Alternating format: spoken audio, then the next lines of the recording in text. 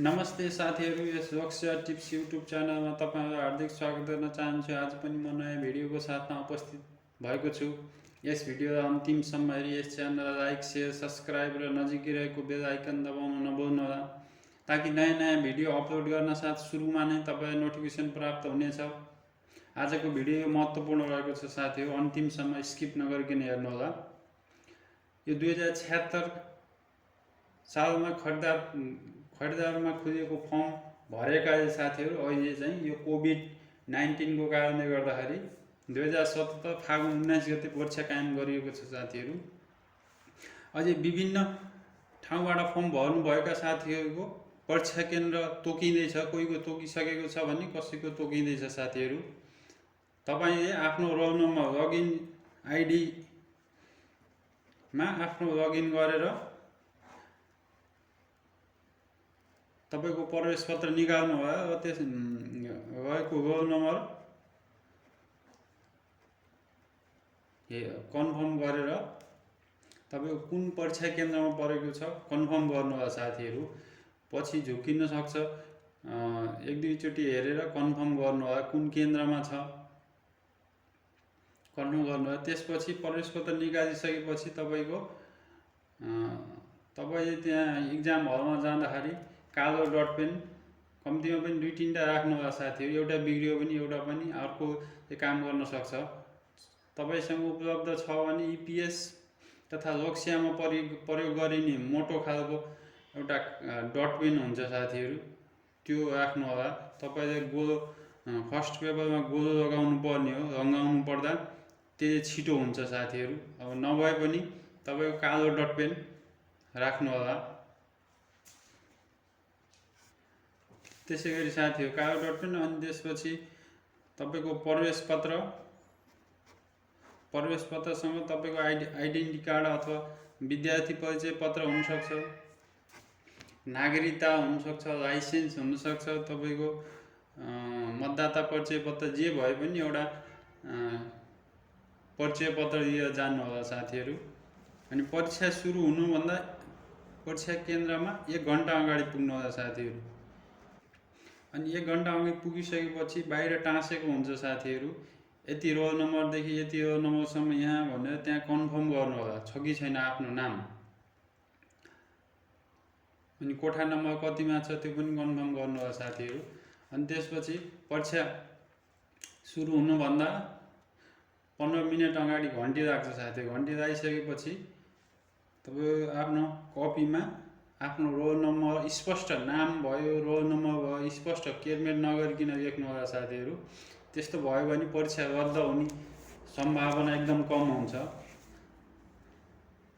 नाम, roll number लेख्नु होला। त्यसपछि परीक्षाको घन्टी लाग्छ, त्यसपछि तपाईँ सर्वप्रथम की लेख्नु होला। ABCD मध्ये तपाईलाई कुन की परेको छ यो लेख्नु भएन भने साथीहरू तपाईको परीक्षा रद्द हुन्छ। त्यसकारणले अनिवार्य रूपमा की चाहिँ लेख्न नभुल्नु होला साथीहरू। तपाईको कुन की परेको छ ABCD सम्म हुन्छ साथीहरू। त्यसपछि साथीहरू इक्जाममा परीक्षा दिँदा एकदम नआत्तिकिन दिनु होला साथीहरू। तपाईले जति जान्नु भएको छ, यो अब 50वटा क्वेसन आएको हुन्छ साथीहरू, सबैमा सबैले जान्ने कुरो हुँदैन साथीहरू।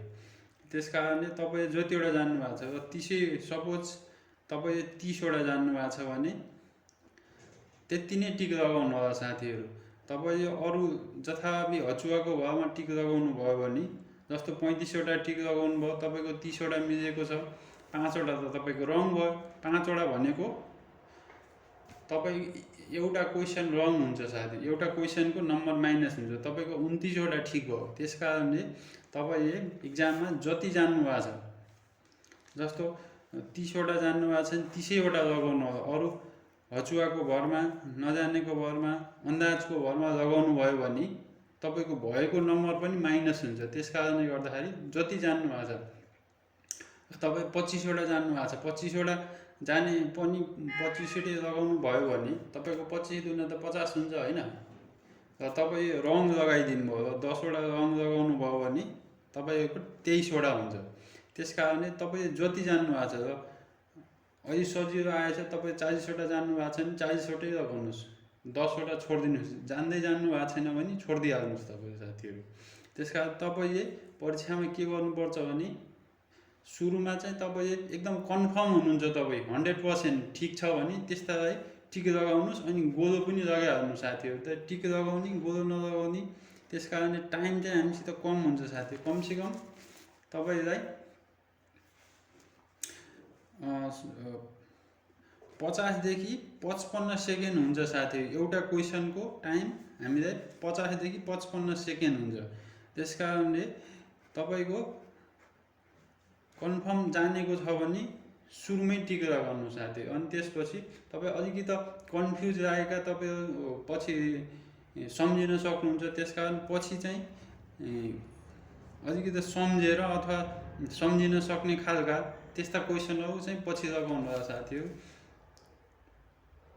गर्नुभयो भने सजिलो हुन्छ साथी। हामीसित टाइम कम हुन्छ फर्स्ट प्रश्न पहिलो फेजमा साथीहरू। त्यस कारणले जति सक्यो तपाईँहरू टाइम चाहिँ म्यानेज गर्नु होला। कमसेकम एउटा क्वेसन तपाईँले 50 सेकेन्डमा भ्याएको हुनुपर्छ। 50 सेकेन्डमा भ्याउनु भयो भने तपाईँले लगभग सबै क्वेसनहरू हेरेर भ्याउनुहुन्छ साथीहरू। हेरेर भ्याउनुहुन्छ अनि तपाईँले कति जान्नुभएको छ कन्फर्म हुनुहुन्छ, त्यसमा नम्बर स्योर आउँछ भन्ने जस्तो लाग्छ भने मात्रै टिक लगाउनु होला। अन्यथा तपाईँ लगाउनु भने तपाईँको भएको तपाईँ जति मिलाउनु भएको छ त्यसबाट पनि माइनस नम्बर हुन्छ। यो साथीहरू कम्पिटिसनको परीक्षा हो। इक्जाम भनेको अझै साथीहरू लाखौँ परीक्षामा संलग्न हुन्छन् साथीहरू। त्यस कारणले गर्दाखेरि हामीले जति सक्यो, जस्तो 0.5ले पनि तपाईँ इक्जाममा फेल हुन सक्नुहुन्छ। त्यस कारणले गर्दाखेरि तपाईँहरू कन्फर्म हुनुहुन्छ, तपाईँ स्योर हुनुहुन्छ 100% मात्रै टिक लगाउनु होला। तपाईँ हचुवाको भरमा अथवा यतिकै लगाइदिन्छु ठिक भइहाल्छ भन्ने भरमा लगाउनु भयो भने साथीहरू नम्बर माइनस हुन्छ। तपाईँको 0.5ले 1 नम्बरले पनि साथीहरू अगाडि नाम निस्किन सक्छ। त्यस कारण तपाईँले पछुतो हुनसक्छ साथीहरू। त्यस कारणले गर्दाखेरि जति जान्नु भएको छ त्यति नै टिक लगाउनु होला साथीहरू। अनि एउटा कुरा चाहिँ तपाईँले कि चाहिँ अनिवार्य लेख्नु होला। कि बोल्नु भयो भने लेख्नु भएन भने प्रश्नपत्र पाउँदा बित्तिकै सुरुमै कि लेखिहाल्नु होला। अन्यथा तपाईँको परीक्षा रद्द हुन्छ, कपी नै जाँचिन्न साथीहरू। त्यस कारणले गर्दाखेरि अनि तपाईँको प्रश्नपत्र चाहिँ साथी ओएमआर प्रविधिबाट अप्टिकल मार्क रिडर भन्छ नि साथीहरू। ओएमआरबाट चाहिँ कपी नापिन्छ, कपी चेक हुन्छ साथीहरू। त्यस कारणले गर्दाखेरि तपाईँ गोलो लगाउँदाखेरि गोलोभित्र पर्ने गरेर मात्रै कलर गर्नुपर्छ साथीहरू। त्यस कारणले अन्धाधुन्दा राम्रोसित नातिकिन साथीहरू जति जान्नु भएको छ तपाईँले जानेको चाहिँ राम्रोसँग चाहिँ रमाउने होइन, त्यसो गर्नुपर्छ साथीहरू। त्यस कारणले गर्दाखेरि एकदम नआत्तिकिन साथीहरू जति जान्नु भएको छ तपाईँको अनिवार्य रूपमा कि लेख्नु होला। अनि तपाईँ प्रवेशपत्र जान्नु होला, अनि तपाईँको कुन छ परीक्षा केन्द्र त्यो पनि कन्फर्म गर्नु होला। रोल नम्बर टिप्नु होला। अनि तपाईँको परिचय पत्र, नागरिकता, जुन कुनै परिचय पत्र तपाईँको परिचय पत्र पनि लैजानु होला। अनि तपाईँको पेनहरू कालो मसी भएको पेनहरू कमसेकम 2टा लैजानु होला साथीहरू। एउटा बिग्रे पनि अर्को हुन्छ। त्यस कारणले गर्दाखेरि साथीहरू इक्जाम चाहिँ राम्रोसँग दिनु होला। अल द बेस्ट भन्न चाहन्छु साथीहरू सबैलाई, परीक्षार्थीहरूलाई। आजको भिडियोमा यति नै साथीहरू। यस्तै नयाँ भिडियो हेर्नको लागि यस च्यानललाई सब्सक्राइब गर्नु होला, नजिकै रहेको बेल आइकन दबाउनु नभुल्नु होला, ताकि नयाँ भिडियो अपलोड गर्न साथ सुरुमा नै नोटिफिकेसन प्राप्त हुनेछ।